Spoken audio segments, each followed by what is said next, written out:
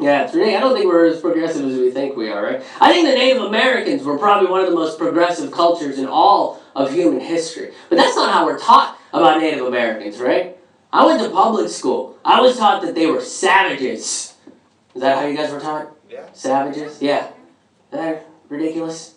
Guys, I get it. I mean, they warred amongst each other, but have you seen us lately? Let's not even talk political for a minute, right? Let's just go back to high school. Remember when you were just doodling in your notebook and somebody from the hallway yelled, "Fight!" Fucking curriculum papers everywhere, chalk dust all over the place, people running down the hallways with camera phones out. And if this was before camera phones, just regular cameras, just...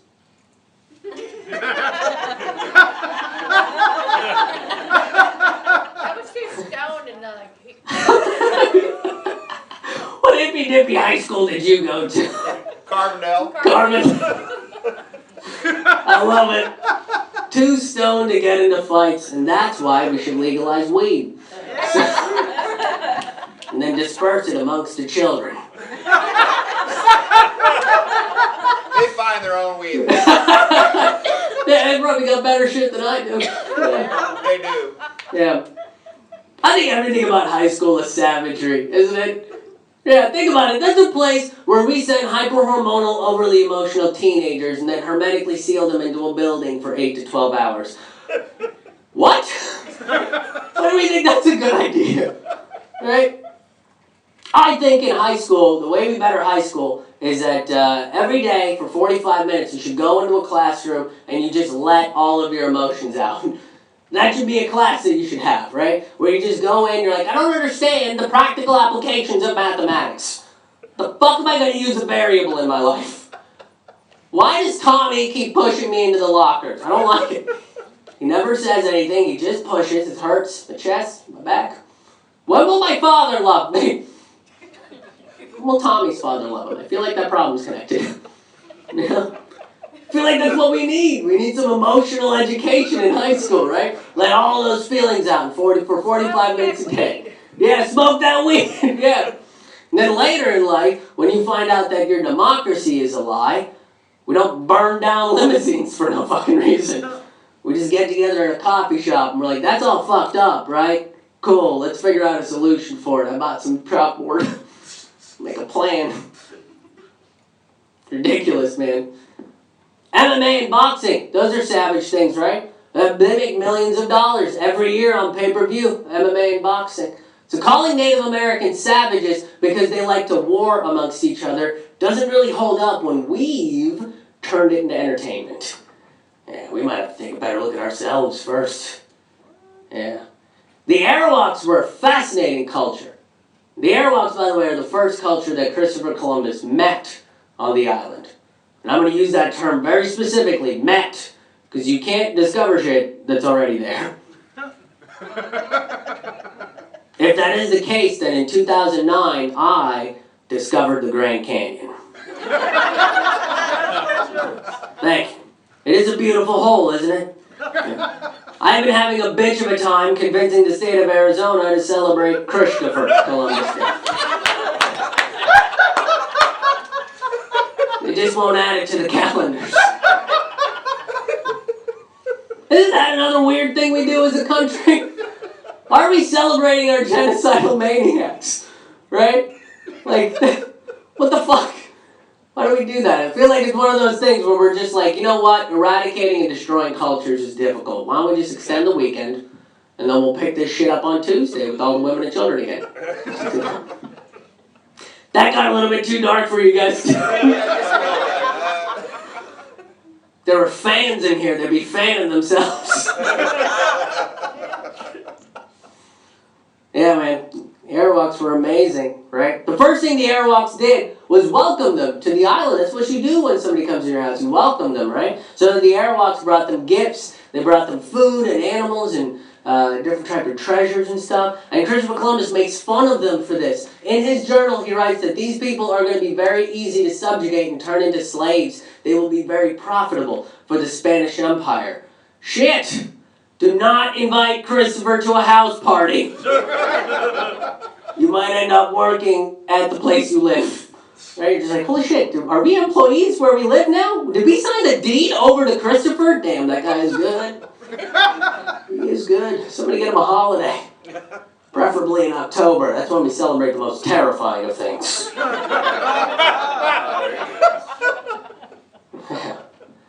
It's a lot of what they did, man. In the beginning, a lot of what they did is make fun of the Aarawaks, right? They looked down on the Aarawaks.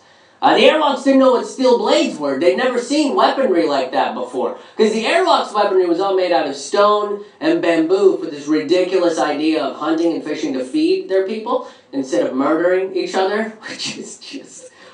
What a ridiculous idea. I mean, guys, how are you going to show people how big your dick is if you can't kill them? Big dicks never helped anybody.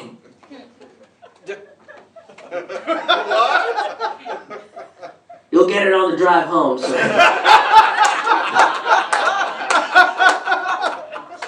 Yeah, the Arawaks ended up cutting their hands on the blades because they picked it up the wrong way, right? And Christopher and his men would point and make jokes and laugh at these people, which is all big talk coming from a man that lost 3 boats because he was too busy sharpening his blade and not his mind. Turn to the roast of Christopher Columbus there for a second, didn't it? Only appropriate that an actual Indian person does it.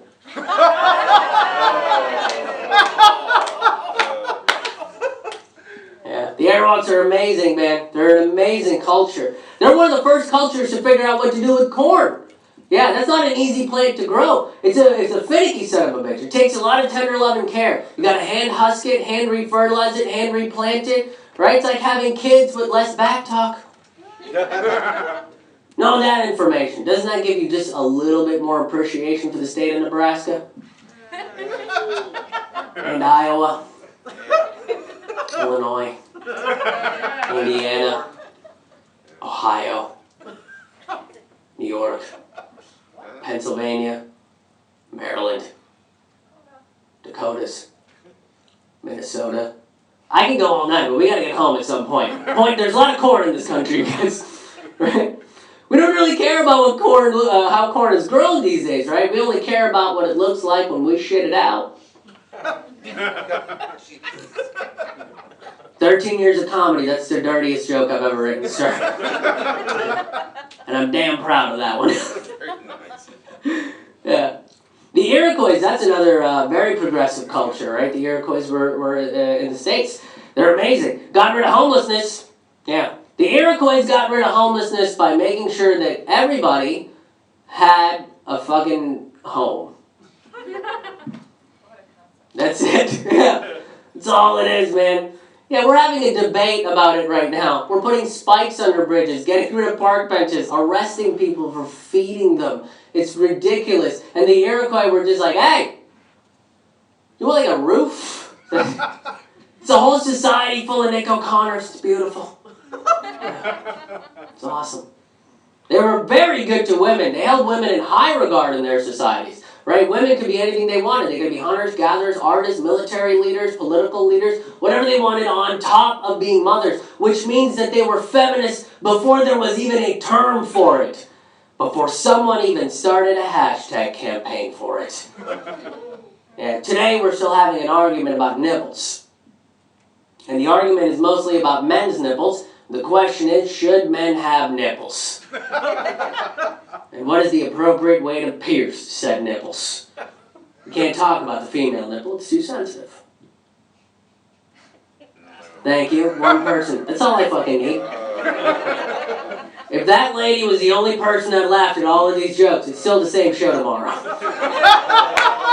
That's how fucking stubborn I am. You want to know how easy a divorce was in the Iroquois culture, right? Let's say you're a woman, you're walking around the hut, and you're like, you know what? I'm tired of Bob and his peace piping ass. I'm going to take all 4 of his belongings and put them outside the hut. Bob comes over and he goes, well, shit, I guess I'm going to crash with my buddies for a little while. Divorce over. Yeah. Today we got to get lawyers involved. Have a conversation about who gets the toaster or the puppy. And that's a real difficult decision to make. Who doesn't like crispy toast and companionship? It's called going through a divorce. And about 6 gallons of whiskey. It's absurd, man. The fact that we call Native Americans savages is completely ridiculous. Instead of killing the Native Americans, instead of genociding all of them, think of how far society would have come if we would have just learned from them. Shit, we'd be in Jetsons era by now.